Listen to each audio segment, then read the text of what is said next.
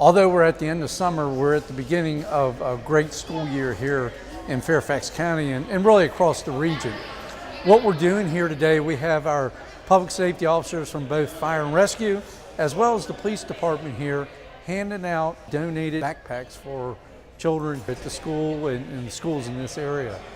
Money's been donated to the fire and rescue department through various means, and now we have turned in, along with the police department, those donations into backpacks to really set these young kids up for success at school. Right now today we'll be handing out about 70 backpacks for school for these children, as well as feeding them lunch today. What a great day for these children to be able to get something to be successful in their first day of class. Have a safe end of the summer and beginning of the school year.